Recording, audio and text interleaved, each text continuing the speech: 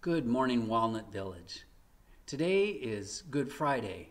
Maybe you've lost track of the days being sequestered in your apartments, but today, Good Friday 2020, is not a celebration. Rather, it's a focus. Good Friday. What is good about it? The day we took a perfectly good and just man, the Son of God, and horribly mocked, tortured, and killed him? How can that be good? Good Friday is not good. It's brutally dark, sad, and crushes our spirits with remorse and shame. Remember, it was my sin. It was your sin that placed him there. It was every one of our sins that hammered the nails into his hands. As Jesus took on all humanity's sin, his Father, a perfect God, had to look away, and that was greater anguish for Jesus than any physical pain. We will never know how much it cost to see our sin on that cross. Or as another song says, "Behold the man upon the cross, my sin upon his shoulders. Ashamed I hear my mocking voice call out among the scoffers. It was my sin that held him there until it was accomplished. His dying breath has brought me life, so I know that work is finished."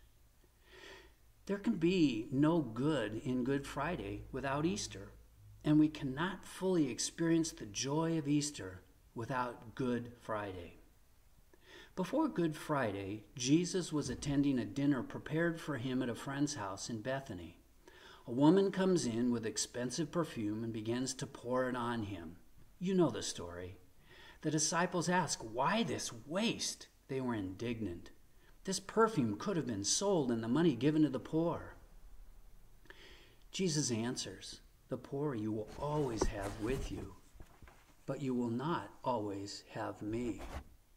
His response wasn't to discourage generosity. Sometimes in our world, we look around and we interpret these words to mean it's an insurmountable problem. There's nothing that we can do and we just ignore it. There's too many poor in this world.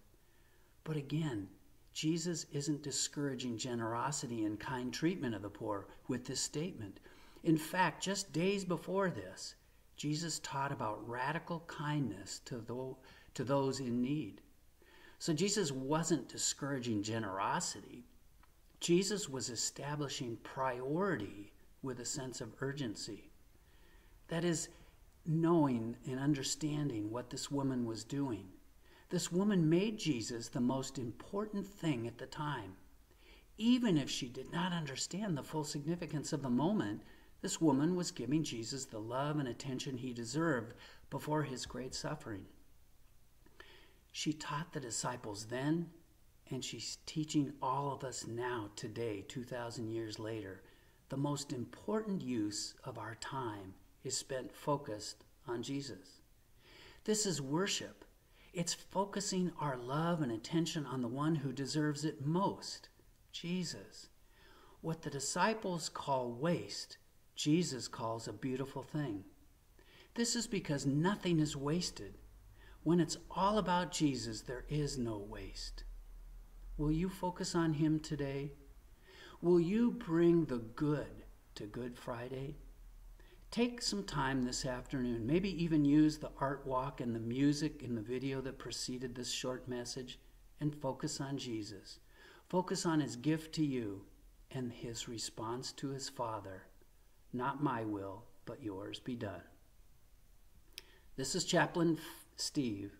I hope you have a great afternoon. Bye for now.